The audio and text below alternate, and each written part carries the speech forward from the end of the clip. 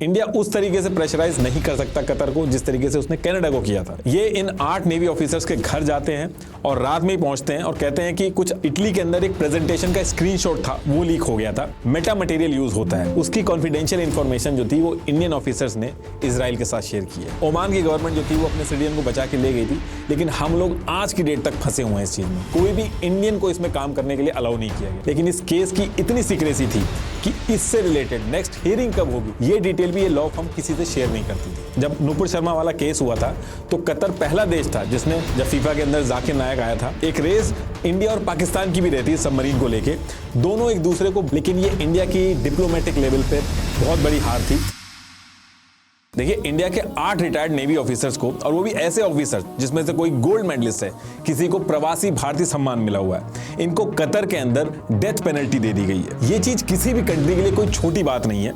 ये मामला क्या है और इस पूरे इंसिडेंट से इजराइल का क्या लेना देना है, इंडिया की तरफ से जो इसके लिए स्टेप्स लिए गए हैं, क्या उनसे इस सजा को टाला जा सकता है, ये नेवी ऑफिसर्स वहां पे करने क्या गए थे, और कतर की सबमरीन्स की डिटेल शेयरिंग करने वाले इशू में हमारे इंडियन नेवी ऑफिसर्स का नाम कैसे आ गया, तो एक्चुअल में हुआ क्या है, छोटी से छोटी डिटेल्स हम इस वीडियो में डिस्कस करेंगे। देखिए, आगे बढ़ने से पहले मैं अपने आज के स्पॉन्सर कोडिंग इन्वेडर के बारे में आप सबको बताना चाहूंगा। इन्फ्लेशन और रिसेशन की वजह से salary hike and job dissatisfaction peak पे है and career switch is the only solution. अब करियर स्विच करने से पहले काफी चीजें रिसर्च करनी होती है, जैसे scope of field, job demand वगैरह, और इस सब के हिसाब से डेटा एनालिस्ट का रोल काफी हाई डिमांड में है, क्योंकि पूरी दुनिया डेटा ड्रिवन हो चुकी है। चाहे एंटरटेनमेंट हो या फिर फाइनेंशियल फील्ड, हर जगह डेटा एनालिसिस की जरूरत पड़ती है। तो क्यों ना आप भी डिमांडेड करियर में एंट्री लें कोडिंग इन्वेडर के साथ। सिर्फ Naukri.com पे 15 लाख से ज्यादा वैकेंसीज हैं और कोडिंग इन्वेडर का 93% प्लेसमेंट का रेट है। 20,000 से ज्यादा स्टूडेंट्स ऑलरेडी पढ़ रहे हैं। इनकी career service team course completion के बाद आपको इंटरव्यू और प्लेसमेंट में पूरी हेल्प करती है। तो अगर आप भी एक अच्छा डेटा एनालिस्ट बनना चाहते हैं तो कोडिंग इन्वेडर्स का डेटा एनालिस्ट कोर्स ज्वाइन करके बन सकते हैं। तो click on the link in the description और दिवाली स्पेशल डिस्काउंट लेके आप 27% कम प्राइस पे ये कोर्स ज्वाइन कर सकते हैं। Use my coupon code NR27। तो टॉपिक पे वापस आते हैं। देखिए, ये है इंडिया और इधर ये वेस्ट में है कतर। ईयर 1916 से कतर जो था वो ब्रिटिशर्स के अंडर में था और काफी गरीब भी था। उस टाइम पे ये लोग पर्ल ट्रेड और फिशिंग करते थे। लेकिन जब ईयर 1939 आया तो इनकी किस्मत चमक जाती है। ये वो टाइम था जब ब्रिटिशर्स की मदद से कतर के जेबल दुकन एरिया में ऑयल डिस्कवर हुआ। ये कतर के साउथ वेस्टर्न कोस्ट की तरफ था। अब इसके बाद ईयर आता है 1971 और इस ईयर में ब्रिटिशर्स कतर से चले जाते हैं। इधर ब्रिटिशर्स जाते हैं और सेम ईयर 1971 में कतर का सबसे बड़ा जैकपॉट लगता है जब पर्शियन गल्फ में नेचुरल गैस फील्ड डिस्कवर होती है और ये एरिया मोस्टली कतर के इकोनॉमिक जोन में आता है। अब देखिए, पहले तो कतर की सारी प्रोडक्शन ब्रिटिश आर्मी देखती थी, लेकिन जब ब्रिटिशर्स 1971 में चले गए तो कतर जो था वो एक तरह से सऊदी अरेबिया का जागीर राज जैसी वेसल कंट्री जो होती हैं उसकी तरह एक्ट करने लगा था, मतलब कि सऊदी की छत्र छाया में रहता था। लेकिन जब कतर के पास नेचुरल गैस और ऑयल डिस्कवर हुआ तो कतर के पास पैसा आया और इनके किंग थे हमद बिन खलीफा अल थानी। उन्होंने सऊदी की छत्र को छोड़ा और एक इंडिपेंडेंट कंट्री की तरह काम करना चालू किया, अपनी सिक्योरिटी वगैरह खुद संभालनी शुरू की। अब ये बात सऊदी को पसंद तो नहीं आ रही थी, लेकिन कतर ने धीरे धीरे अपनी सिक्योरिटी वगैरह बढ़ाना चालू किया। अब देखिए, अकेले कतर के लिए पूरे देश की सिक्योरिटी संभालना आसान नहीं था। पैसा तो था कतर के पास, लेकिन पॉपुलेशन बहुत कम थी। आज की डेट में भी कतर की टोटल पॉपुलेशन 26 लाख के आसपास है, इंडिया की एक सिटी के बराबर। अब इतनी कम पॉपुलेशन में आप कितना भी पैसा लगा दो, लोग कम रहते हैं तो सिक्योरिटी मेंटेन करना मुश्किल हो जाता है। तो इन्होंने क्या किया कि इन्होंने बाहर से कॉन्ट्रैक्ट पे अपनी सिक्योरिटी मेंटेन कराना चालू की। फिर आगे चल के इन्होंने यूएस के साथ डिफेंस कॉर्पोरेशन एग्रीमेंट किया और यूएस को कतर ने एयरबेस बनाने के लिए इन्वाइट किया। और जब इन्वाइट किया तो यूएस ने कतर के अंदर अल उदेद एयरबेस बनाया, जो कि आगे चल के 10,000 से ज्यादा यूएस ट्रूप जो थे उनका रहने का ठिकाना बना। कतर के जो आसपास के देश थे उनको भी ये सब चीजें पसंद नहीं आ रही थी, लेकिन यूएस का पूरा हाथ था कतर पे। इनफैक्ट आज भी कतर यूएस का टॉप नॉन नेटो एलाय है और उस टाइम पे यूएस जो था उसके भी सऊदी से इतने अच्छे रिश्ते नहीं थे, लेकिन जब कतर ने यूएस को अपना एयरबेस दिया था तो यूएस की लॉयल्टी भी जीती थी। ऐसे ही कतर और यूएस बहुत ही क्लोज एलाय बने और ऐसा नहीं था कि जो कतर था वो सिर्फ और सिर्फ यूएस पे ही डिपेंडेंट था। इन्होंने बाकी कंट्रीज के साथ भी मल्टीपल सिक्योरिटी एग्रीमेंट्स किए। अपनी सॉलिटरी कन्फाइनमेंट बहुत ही पेनफुल होता है ये, तो एक तो ये चीज होती है। दूसरा, जो फैमिली मेंबर्स थे उनको भी मिलने दिया जाता है और वीकली फोन पे बात करने दी जाती है। ये सारी चीजें देख के लग रहा था कि कुछ पॉजिटिव होगा। अब इसके बाद डेट आती है 1 अक्टूबर 2023। इस दिन इंडियन एम्बेसडर 8 नेवी ऑफिसर से पर्सनली मिलते हैं और जो 3 अक्टूबर 2023 को जो हियरिंग होनी थी उससे रिलेटेड डिस्कस करते हैं। लेकिन इसके बाद क्या होता है उसकी डिटेल्स अभी बाहर नहीं है, लेकिन सीधे 26 अक्टूबर 2023 को ये जो 8 के 8 नेवी ऑफिसर्स थे इनको स्पाई के केस में डेथ पेनल्टी सुना दी जाती है। और जब ये डेथ पेनल्टी सुनाई जाती है तो उसके बाद बहुत ही ज्यादा हल्ला होता है इंडिया के अंदर। बैक टू बैक स्टेटमेंट्स वगैरह आते हैं कि वी आर शॉक्ड, लेकिन ये इंडिया की डिप्लोमेटिक लेवल पे बहुत बड़ी हार थी। ओमान की गवर्नमेंट जो थी वो अपने सिटीजन को बचा के ले गई थी, लेकिन हम लोग आज की डेट तक फंसे हुए हैं इस चीज में। आप इनकी फैमिली वालों को देखोगे तो रोज ट्विटर पे गुहार लगाते हैं, टैग करते हैं, लेकिन फॉर अ टाइम बिंग अभी कुछ नहीं हो रहा। इसमें से कई नेवी ऑफिसर्स ऐसे भी हैं जिनकी हेल्थ कंडीशन अच्छी नहीं है, डायबिटीज वगैरह भी है, लेकिन उसके बाद भी कुछ नहीं हो रहा है। इसमें एक चीज ये भी कही जाती है कि ये जो पूरा केस है इसमें कतर और इंडियन गवर्नमेंट को सारी चीजें पता है, ये सारे चार्जेस किस लिए हैं ये पता है, लेकिन फैमिली और बाकी लोगों को नहीं बताए गए हैं। इनफैक्ट अभी recently ministry of external affairs के स्पोक्स पर्सन अरिंदम बगची ने भी ये चीज ऑफिशियली स्टेटमेंट में बोला है कि हमें पता है इन चार्जेस के बारे में। अब देखिए क्वेश्चन ये है कि यहां से ऑप्शन क्या है इंडिया के पास। अब देखिए पहला ऑप्शन तो जो चल रहा है कि कतर के कोर्ट में जाके इसको चैलेंज किया जाए, लोअर कोर्ट में ये फैसला आया, इसको हायर कोर्ट में लेके जाया जाए, फिर सुप्रीम कोर्ट में लेके जाया जाए। दूसरी चीज इसमें ये हो सकती है कि अगर हमारे prime minister Modi ji personal level पे बात करें कतर के अमीर से तो बात बन सकती है, क्योंकि 18 दिसंबर को ये लोग नेशनल डे मनाते हैं और इसमें अमीर जो है वो कई सारे कैदियों को माफी देते हैं। तो ये भी एक पॉसिबिलिटी बन सकती है कि अगर डिप्लोमेटिक लेवल पे प्रेशर बनाया जाए तो 18 दिसंबर को इन सबको माफ कर दिया जाए। तीसरी चीज इसमें यह है कि 2015 में जब कतर के अमीर आए थे इंडिया तो एक डील साइन की थी उन्होंने इंडिया के साथ जो कि प्रिजनर से रिलेटेड थी, और इस एग्रीमेंट में यह साइन हुआ था कि कतर में अगर किसी को सजा सुनाई जाएगी तो वो सजा वो इंडिया में आके भी वो पूरी कर सकता है, और सेम चीज कतर के लिए भी थी। अब ये एग्रीमेंट यहां पे अप्लाई होगा कि नहीं ये डिपेंड करेगा कि इंडिया कितना प्रेशर बनाता है। बाकी इसमें यह भी कहा जा रहा है कि किसी तीसरी कंट्री का मीडिएशन अगर करवाया जाए तो भी सोल्यूशन निकल सकता है। बाकी फाइनल ऑप्शन में यह है कि international court of justice, permanent court of arbitration यहां भी जाया जा सकता है। लेकिन अल्टीमेटली जो सारी चीजें हैं वो डिपेंड करेगी इंडिया और कतर के रिलेशन पे। कतर की जो टोटल पॉपुलेशन है वो अराउंड 26 लाख है, जिसमें से अराउंड 3 लाख जो है वो कतर के खुद के सिटीजन है। बाकी इंडियन जो है वहां पे वो 7 लाख से भी ज्यादा इंडियंस रहते हैं वहां पे। तो कतर का जो वर्क फोर्स है वो काफी हद तक इंडियंस पे भी डिपेंड करता है। मेनली जो कंट्री के रिलेशंस होते हैं वो ट्रेड पे डिपेंड करते हैं। अगर ट्रेड अच्छा होता है तो कंट्री के रिलेशन भी अच्छे होते हैं। और अगर ट्रेड की बात करें तो India mainly LNG, LPG, petrochemical ये इंपोर्ट करता है कतर से। कतर करीब $16.81 बिलियन का एक्सपोर्ट करता है इंडिया को। वहीं कतर से इंडिया सिर्फ $1.97 बिलियन का इंपोर्ट करता है, वो भी mainly cereals, fruits, steel articles वगैरह इन सब में ही करता है। तो ट्रेड में जो इंडिया की डिपेंडेंसी है वो ज्यादा है कतर के ऊपर। इंडिया कतर का 4th सबसे बड़ा एक्सपोर्टर है, और जब से यूक्रेन रशिया वॉर स्टार्ट हुई है इसमें डिपेंडेंसी जो इंडिया की है वो कतर के ऊपर और ज्यादा बढ़ गई है। इसके साथ साथ इंडिया कतर के जो रिलेशन है वो अच्छे ही रहे। मिलिट्री एक्सरसाइजेज वगैरह जो हैं वो भी इंडिया और कतर साथ में करते हैं।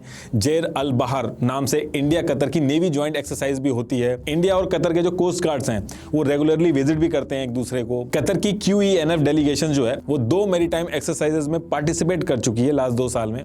इसके साथ साथ हमारे PM कतर कई बार गए हैं, कतर के अमीर इंडिया कई बार आए हैं। रिसेंटली दोनों कंट्रीज ने यह भी डिसाइड किया था कि 2023 में जब 50 साल हो जाएंगे इंडिया और कतर की रिलेशनशिप को, तो इसको सेलिब्रेट किया जाएगा। इनफैक्ट 2008 में कतर ने $5 बिलियन की इन्वेस्टमेंट की थी इंडिया के अंदर। इसके साथ साथ कतर इंडिया को गैस पे डिस्काउंट भी देता है। वहीं इंडिया भी पीछे नहीं है। 2017 में जब सऊदी और उसके फ्रेंडली देशों ने कतर को चारों तरफ से ब्लॉकेट कर दिया था, सामान आ जा नहीं रहा था, तो इंडिया ने पूरा सपोर्ट किया था। इंडिया ने कतर को एयरलिफ्ट करके जरूरत की चीजें पहुंचाई थी। अब देखिए इंडिया जो है वो कतर से area wise, population wise, navy wise, military wise बड़ा है। इनफैक्ट इंडिया 10 टाइम्स ज्यादा एक्सपेंडिचर करता है हमारी मिलिट्री पे कतर के कंपैरेटिवली। वर्क फोर्स भी जो है वो इंडिया का बहुत बड़ा है। लेकिन कतर जो है वो छोटा देश होने के बाद भी उसकी जियोपॉलिटिकल इंपॉर्टेंस की वजह से इंडिया उस तरीके से प्रेशराइज नहीं कर सकता कतर को जिस तरीके से उसने कनाडा को किया था। इसलिए आप पास्ट में भी देखोगे तो टाइम टू टाइम कतर अपनी बात मनवाता है। जब नुपुर शर्मा वाला केस हुआ था तो कतर पहला देश था जिसने पब्लिक अपॉलॉजी की डिमांड की थी। इनफैक्ट कतर इतना गुस्सा हो गया था कि जो हमारे वाइस प्रेसिडेंट थे वेंकैया नायडू जी, उनके साथ लंच फिक्स था कतर के अंदर, लेकिन इस केस की वजह से कतर के जो अमीर थे उन्होंने बहाना बना के इस लंच को कैंसिल कर दिया था और अपनी नाराजगी जताई थी। और फिर आगे चल के आपने देखा ही था कि नुपुर शर्मा को एक्सपेल करना पड़ा था पार्टी से। वहीं इंडिया की बात करें तो इंडिया ने भी अपनी नाराजगी दिखाई थी जब फीफा के अंदर जाकिर नायक आया था, लेकिन कतर ने कहा था कि वो अपनी पर्सनल कैपेसिटी में आया तो उसमें कतर कुछ नहीं कर सकता। वहीं कतर का जो न्यूज आउटलेट है अल जजीरा, वो भी कतर का ही माउथ पीस है, वो भी टाइम टू टाइम क्रिटिकल रहा है इंडिया के अगेंस्ट में। लेकिन अभी तक देखा जाए तो इंडिया जो है वो इग्नोर ही करता आया है सारी चीजें। लीजिए। लेकिन इस बार जो बात है वो नॉर्मल बात नहीं है, वो 8 रिटायर्ड नेवी ऑफिसर्स की है। तो इसमें इंडिया क्या करेगा बहुत ही जरूरी है। काफी मिक्स रिलेशन रहे हैं इंडिया कतर के, तो कुछ भी प्रिडिक्ट करना तो बहुत ही मुश्किल है। इंडिया अगर सही से प्रेशर बनाएगा तो बहुत सारी पॉसिबिलिटी है कि ये लोग वापस आ जाएंगे। और फिलहाल हम लोग यही प्रे कर सकते हैं कि जितने भी ऑफिशियल्स हैं नेवी के, ये जल्दी से जल्दी घर वापस आ जाए। लास्ट में एक बार फिर से आपको बता दूं कि कोडिंग इन्वेडर्स का डेटा एनालिस्ट का कोर्स आप ज्वाइन कर सकते हैं, लिंक मैंने डिस्क्रिप्शन में दे दिया है। Thank you.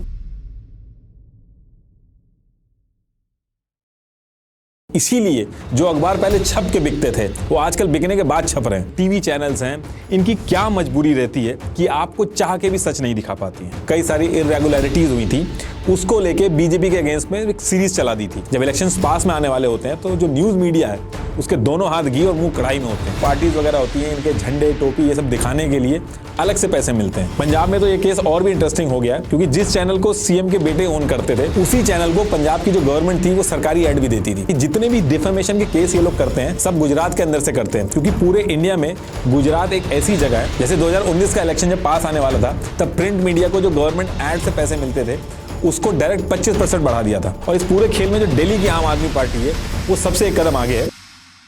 तो इन सारी चीजों को समझने के लिए इसका पूरा स्ट्रक्चर न्यूज़पेपर और न्यूज चैनल्स को बेचती हैं। यहां तक कि सरकारी न्यूज चैनल जो हैं जैसे डीडी न्यूज वगैरह वो भी इसी न्यूज एजेंसी से न्यूज लेते हैं। न्यूज एजेंसी का जो स्ट्रक्चर होता है वो काफी बड़ा होता है, इनका ऑपरेशन बहुत ही बड़ा होता है।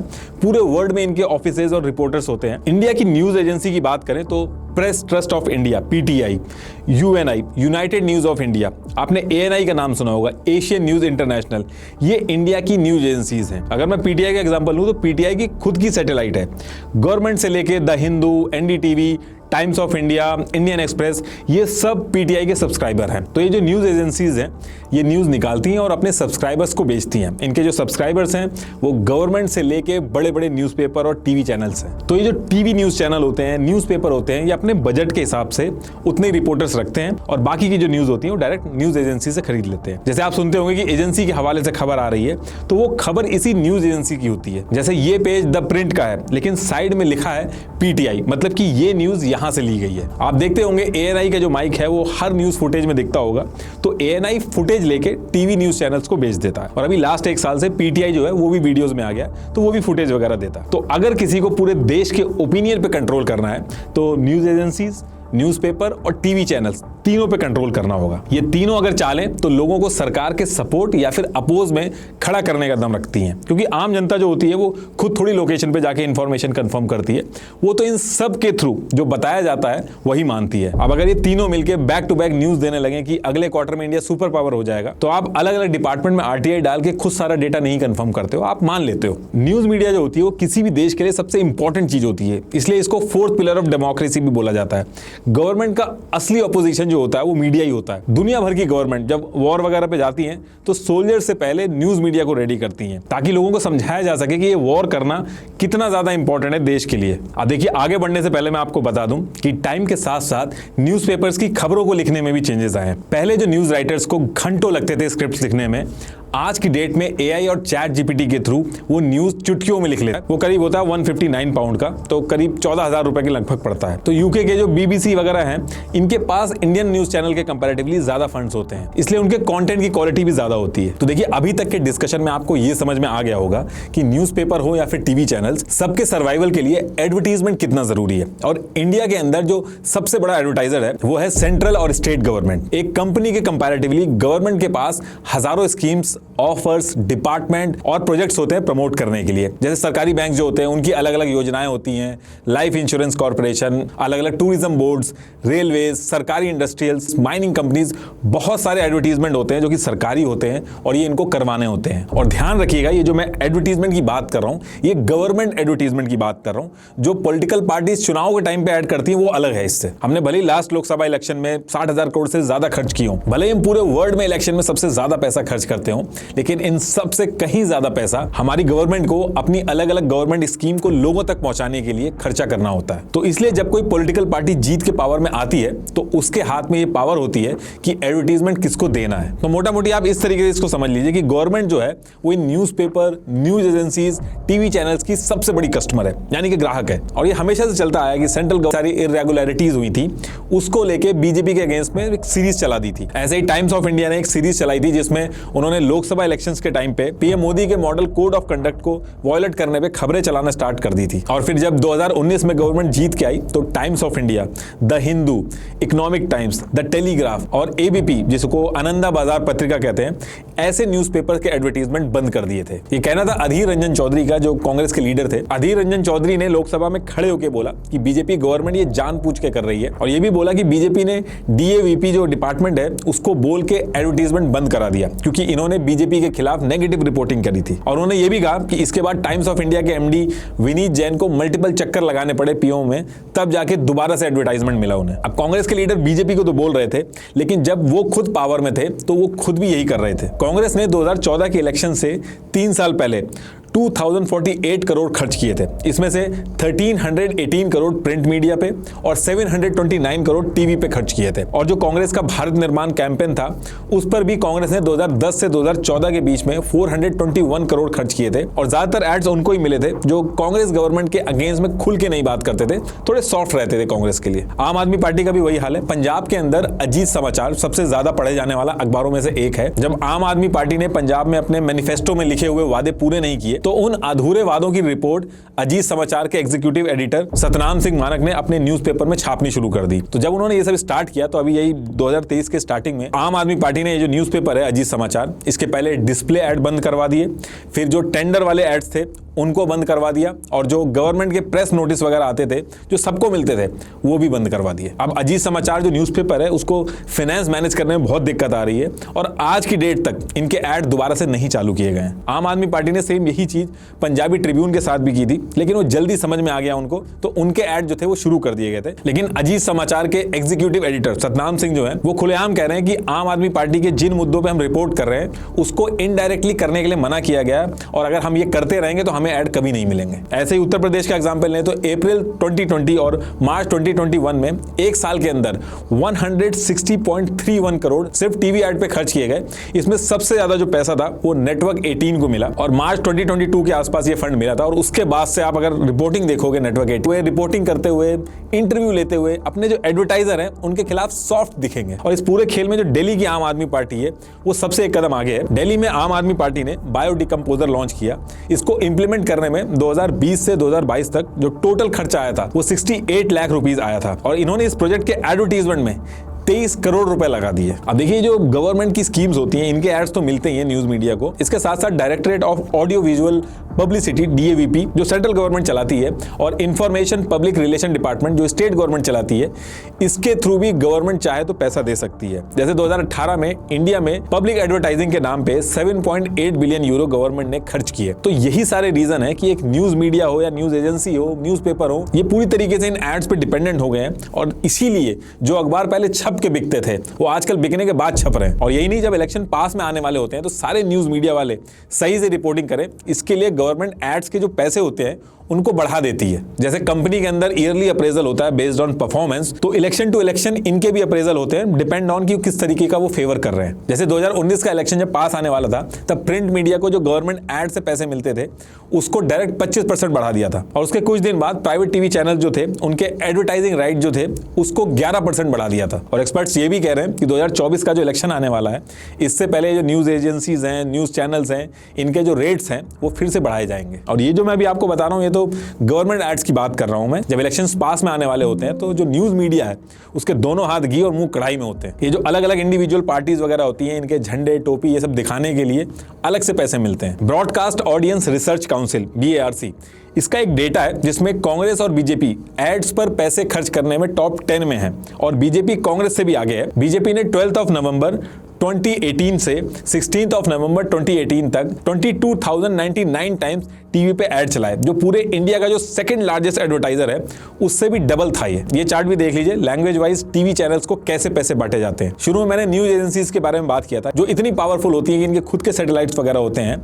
गवर्नमेंट ऐड पे इनकी भी डिपेंडेंसी होती है। आपको एक एग्जांपल समझाता हूं। जैसे पीटीआई इंडिया की सबसे बड़ी न्यूज एजेंसी है, इसने 2020 में गलवान वाला जो इशू चल रहा था, इसने चाइनीज एम्बेसडर का इंटरव्यू लिया इंडिया के अंदर अंदर ही। अब देखिए जो चाइनीज एम्बेसडर है वो चाइना का ही महिमा मंडन करेगा और इंडिया की कमियां गिनवाएगा, तो उसने वैसे ही किया। लेकिन पीटीआई जो इंटरव्यू ले रहा था उसने हार्ड हिटिंग क्वेश्चंस नहीं पूछे। अगर आप वो इंटरव्यू देखोगे तो इधर से पीटीआई वाले कुछ काउंटर ही नहीं कर पा रहे थे, खाली 3 बेसिक क्वेश्चन पूछे उन्होंने और साफ लग रहा था जैसे पहले से ही वो क्वेश्चंस डिसाइडेड हो। और जो चाइनीज एम्बेसडर था वो बैक टू बैक कमी निकाल रहा था इंडियन गवर्नमेंट की और इंडिया की बुराई कर रहा था। अब इसका जो नुकसान था वो गवर्नमेंट का हुआ। एक तरफ गवर्नमेंट कह रही है कि 1 इंच जमीन भी हमने नहीं दी है अपनी, हमारी कोई गलती नहीं है, और उधर चाइनीज एम्बेसडर इतने बड़ी न्यूज एजेंसी, पीटीआई बहुत बड़ी न्यूज एजेंसी है, उसके सामने इंडियन गवर्नमेंट की बुराई कर रहा है। गवर्नमेंट को यह बात अच्छी नहीं लगी। उनका कहना था कि चाइना जो है वो तो इंडियन एम्बेसडर को कभी अलाउ नहीं करता इंटरव्यू के लिए, और पीटीआई की वजह से देश की जो इमेज है वो खराब हुई है। तो अब इसके बाद हुआ क्या, देखिए पीटीआई का जो मेन कस्टमर है वो है पराशर भारती। पराशर भारती जो है उससे इतना पैसा लेती है, आरटीआई एक डाली गई थी तो उसमें पता चला था कि इतना पैसा लेती है, ये उस आरटीआई की कॉपी है। तो इसके बाद पराशर भारती ने लेटर लिखा पीटीआई से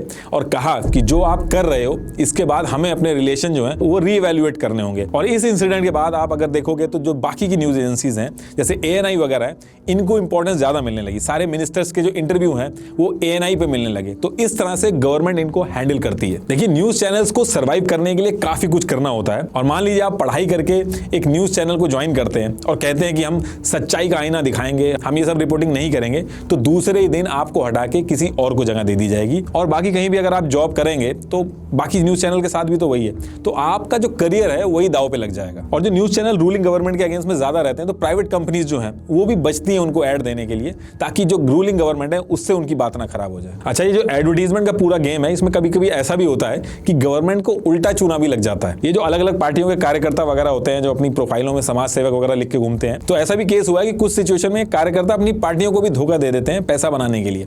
2015 में directorate of advertising and visual publicity DAVP ने एक ऐसे ही रैंडम इंक्वायरी की कि जो गवर्नमेंट पैसा देके ऐड करवा रही है ये किसको किसको जा रहा है उसको चेक करने की कोशिश की। उन्होंने लाइन से एडवर्टाइजिंग लिस्ट जो थी उस पर नंबर मिलाना चालू किया, तो कोई नंबर तो लॉन्ड्री शॉप का निकला, कोई कॉल सेंटर का निकला। एक्चुअल में न्यूज़पेपर जो थे वो एग्जिस्ट ही नहीं करते थे, लेकिन गवर्नमेंट से ऐड के पैसे लेके ये जो समाज सेवक थे ये समाज भक्षक का काम कर रहे थे। अब देखिए होता क्या है कि अगर ऐड के पैसे से भी कुछ न्यूज एजेंसीज या न्यूज़पेपर कंट्रोल में नहीं होते हैं तो फिर गवर्नमेंट यूज करती है SLAP स्लैप स्ट्रैटेजी, यानी कि strategic law suits against public participation. इस स्ट्रैटेजी के थ्रू जो जर्नलिस्ट या फिर न्यूज एजेंसीज इन बड़े बड़े लोगों के खिलाफ या पॉलिटिशियंस के खिलाफ लिखते हैं या फिर उनकी बात नहीं सुनते हैं, उनके खिलाफ back to back case file किए जाते हैं डिफेमेशन के। और ये जो केस किए जाते हैं इनका मकसद जीतना या हारना नहीं होता है, बल्कि परेशान करना होता है कि इतना हरास कर दो कि वो लिखना ही छोड़ दें। अब मान लो कि दिल्ली के अंदर कोई जर्नलिस्ट है और वो गवर्नमेंट के अगेंस्ट में या फिर बड़े बड़े बिजनेसमैन है उनके अगेंस्ट में लिख रहा है, तो उसको एक जगह से नहीं बल्कि मल्टीपल जगह से उसके खिलाफ डिफेमेशन किया जाता है। जैसे चंडीगढ़, असम, अलग अलग जगह से उसको ऊपर डिफेमेशन केस किया जाएगा। एक एग्जांपल समझाता हूं कि मैं कहना क्या चाह रहा हूं। अगर आपको याद हो तो एक IIPM करके एक इंस्टीट्यूट था जो हर जगह उसके ऐड चलते थे, जिसको अरिंदम चौधरी चलाते थे।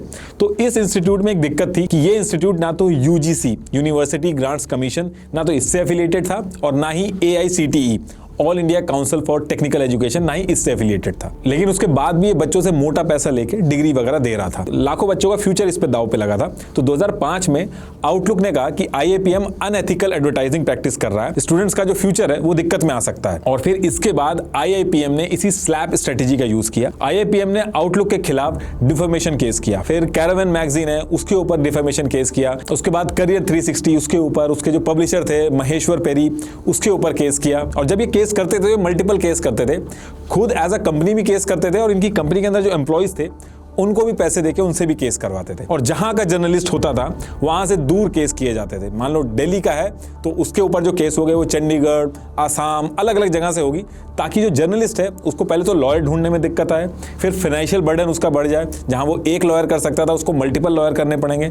इस तरीके से हरास करना चालू किया। तो मोटा मोटी ऐसे समझिए कि एक जर्नलिस्ट या न्यूज एजेंसी की कॉस्ट इतनी बढ़ा दो कि वो आपके बारे में लिखना ही बंद कर दे। और यही सेम चीज IIPM के साथ भी हुई। इसने इतने केस बैक टू बैक करे और इतने सारे लोगों पे करे कि एक टाइम ऐसा आ गया था कि कोई भी न्यूज एजेंसी इतना कुछ देखने के बाद भी लिख ही नहीं पा रही थी इनके खिलाफ। और आगे चल के ये लोग केस जीते भी, लेकिन उसका कोई फायदा नहीं हुआ, क्योंकि उतने टाइम तक ये लोग हरास हो चुके थे और जो खबरें थी वो बाहर आना बंद हो गई थी। और यही सेम स्ट्रेटेजीज बड़ी कंपनीज जो होती हैं, पॉलिटिकल पार्टीज होती हैं, गवर्नमेंट होती हैं, ये न्यूज मीडिया और जर्नलिस्ट के खिलाफ यूज करती है अगर वो उनके कंट्रोल से बाहर हो जाते हैं। जैसे अनिल अंबानी के खिलाफ बहुत सारी न्यूज आ रही थी, तो 2018 जनवरी के बाद फाइनेंशियल टाइम्स, ब्लूमबर्ग और इंडियन पब्लिकेशन जैसे the Economic Times, the Financial Express, the Week, the Tribune, NDTV, इन सब के ऊपर ऊपर बैक टू बैक केस किए जब तक लिखना बंद नहीं किया इन्होंने। इसमें अडानी जी भी पीछे नहीं है, उन्होंने भी 2017 में इकोनॉमिक और पॉलिटिकल वीकली के ऊपर डिफेमेशन केस किया। अडानी पावर राजस्थान लिमिटेड ने न्यूज क्लिक वेबसाइट जो है उसके ऊपर केस किया। 3 अगस्त 2021 को Adani port and special economic zone limited ने अहमदाबाद कोर्ट में इकोनॉमिक टाइम्स के ऊपर केस कर दिए। कई ऐसे फ्रीलांस जर्नलिस्ट भी थे जैसे रवि नायर वगैरह, 19 अगस्त 2021 को उनके ऊपर भी डिफेमेशन केस कर दिए। और फिर ये ट्रेंड ऐसा चलता है कि जब तक केस होते हैं जब तक लिखना बंद ना हो जाए, और ये केस भी तभी बंद हुए जब लिखना बंद हो गया। और जब ये लोग केस करते हैं, चाहे बड़ा पॉलिटिशियन या बड़ा बिजनेसमैन, तो ये लोग बहुत ही बड़ा अमाउंट का केस करते हैं, जैसे 10,000 करोड़ का मानहानि का दावा। अब रूल ये कहता है कि जितने का आप केस करोगे उसका 1% आपको कोर्ट के अंदर जमा कराना पड़ेगा। मान लो आप 10,000 करोड़ का डिफेमेशन केस कर रहे हो तो आपको 100 करोड़ जो है वो कोर्ट के अंदर जमा करना पड़ेगा। इन केस वो आप केस हारते हो तो आपको देना पड़ेगा। अब केस आप जीतोगे आगे या नहीं जीतोगे ये तो किसी को नहीं पता, तो इतना अमाउंट तो कोई रिस्क पे डाल नहीं सकता। और जो इनकी इंटेंशन है वो भी केस जीतने हारने की नहीं है, इनकी जो इंटेंशन है वो परेशान करने की, इतना परेशान करो कि लिखना बंद हो जाए। तो इसका भी इन्होंने एक तोड़ निकाल रखा है कि जितने भी डिफेमेशन के केस ये लोग करते हैं सब गुजरात के अंदर से करते हैं, क्योंकि पूरे इंडिया में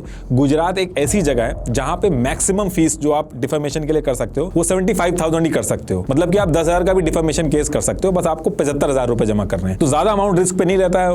वर्स्ट केस सिनेरियो में केस हार भी जाए तो 75,000 रुपए चले जाते हैं। लेकिन इन सब चीजों की वजह से इतना हरासमेंट होता है, इतने वकील लगते हैं, इतना ट्रैवल, इतना पैसा लगता है कि जो मीडिया इंडस्ट्री है और जो जर्नलिस्ट वगैरह है वो लिखना बंद कर देते हैं। तो ये स्लैब स्ट्रेटेजी है, ये भी यूज करते हैं लोग। अब एडवर्टीजमेंट का जो पैसा है उसको देके भी अगर मीडिया कंट्रोल में नहीं आता है, डिफेमेशन के केसेस जो हैं डरा धमका के उससे भी अगर मीडिया कंट्रोल में नहीं आता है, तो नेक्स्ट ऑप्शन आता है उसको खरीदने का।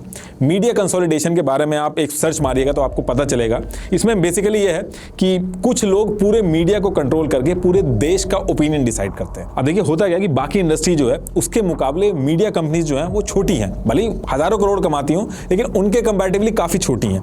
2007 और 2008 का जो इकोनॉमिक बूम आया था उसमें बाकी कंपनीज तो बहुत ज्यादा ग्रो करी, लेकिन न्यूज मीडिया कंपनी जो थी उनका जो बिजनेस मॉडल था वो उतना इफेक्टिव नहीं था, तो वो हमेशा कर्जे में ही रहती थी। और यही वो टाइम था जब बड़े बड़े पॉलिटिशियंस, बड़े बड़े बिजनेसमैन ये न्यूज मीडिया को खरीदना शुरू किया इन्होंने। इंडिया के अंदर जितने भी न्यूज चैनल हैं उनमें से 1/3 या तो पॉलिटिशियन ओन करते हैं या फिर बिजनेसमैन ओन करते हैं जो पॉलिटिशियन से बहुत ही क्लोजली लिंक्ड है। और पहले के टाइम पे जब लोकल केबल डिस्ट्रीब्यूशन सिस्टम था तो उस टाइम पे तो लगभग 60% लोकल पॉलिटिशियन जो थे वो उसको ओन करते थे। ये देखिए ये है पूरा चार्ट कि कौन किसको चलाता है। लेकिन ये भी इनफ ना हो तो मैं और बता देता हूं कि कौन सा न्यूज चैनल को कौन सा बिजनेसमैन या फिर पॉलिटिशियन ओन करता है। ये लोग किसी एनजीओ या किसी समाज सेवा वाली कंपनी को ओन करें ना करें, लेकिन इनका इंटरेस्ट न्यूज मीडिया कंपनी में बहुत रहता है। नेटवर्क 18 इसके पास सीएनबीसी आवाज, सीएनएन न्यूज 18, न्यूज 18 इंडिया और सीएनबीसी टीवी 18 जैसे न्यूज चैनल्स हैं। और firstpost.com और moneycontrol.com जैसी वेबसाइट थी, ये भी इनके पास थी। न्यूज 18 के पास तो फॉर्ब मैगजीन जो है उसको छापने तक के लाइसेंस थे इंडिया के अंदर।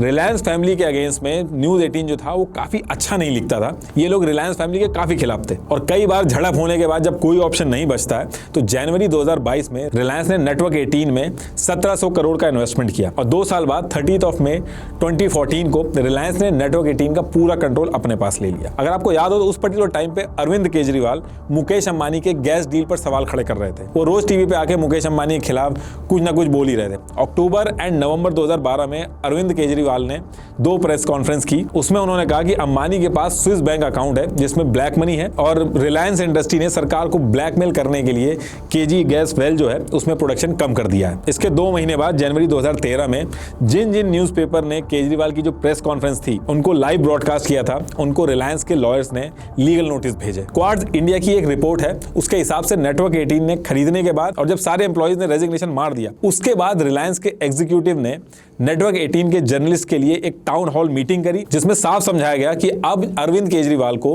न्यूज मीडिया के अंदर दिखाने की कोई जरूरत नहीं है। इसी तरह जो बाकी चैनल्स हैं उनमें भी बड़े बड़े कॉर्पोरेट हाउसेस का पैसा लगा है। तो ये तो मैंने एक एग्जांपल के लिए बताया। इसी तरीके से बाकी जो न्यूज चैनल हैं उसमें भी बड़े बड़े कॉर्पोरेट हाउसेस का पैसा लगा है, जैसे कि इंडिया टुडे ग्रुप जो है जिसमें आज तक, इंडिया टुडे, ललन टॉप और न्यूज तक जैसे चैनल्स हैं, इसका 23.6% हिस्सा कुमार मंगलम बिरला और उनकी फैमिली ओन करती है। इसी तरीके से एशिया नेट न्यूज जो है उसको राजीव चंद्रशेखर ओन करते हैं जो बीजेपी से एसोसिएटेड है और अभी सेंट्रल गवर्नमेंट में ministry of state of skill development and entrepreneurship and electronics and information technology के मिनिस्टर। इन्होंने रिपब्लिक टीवी में भी शुरू में इन्वेस्ट किया था और डायरेक्टर भी थे, हालांकि अभी इन्होंने छोड़ दिया। जो लोग मत है उसको दारदा फैमिली के विजय दारदा, जो 3 बार कांग्रेस पार्टी की तरफ से एमपी भी बने हैं, वो ओन करते हैं। ऐसे पंजाब में जो अकाली दल के प्रमुख हैं सुखबीर सिंह बादल और उनकी फैमिली पीटीसी न्यूज नेटवर्क को ओन करती है। इसके अलावा यही family cable TV distribution network को भी ओन करती है। पंजाब में तो ये केस और भी इंटरेस्टिंग हो गया क्योंकि जिस चैनल को सीएम के बेटे ओन करते थे, उसी चैनल को पंजाब की जो गवर्नमेंट थी वो सरकारी एड भी देती थी, और वो भी तब जब वो चैनल बिल्कुल जस्ट लॉन्च हुआ था। उसकी व्यूअरशिप वगैरह क्या है उसका कुछ पता नहीं था,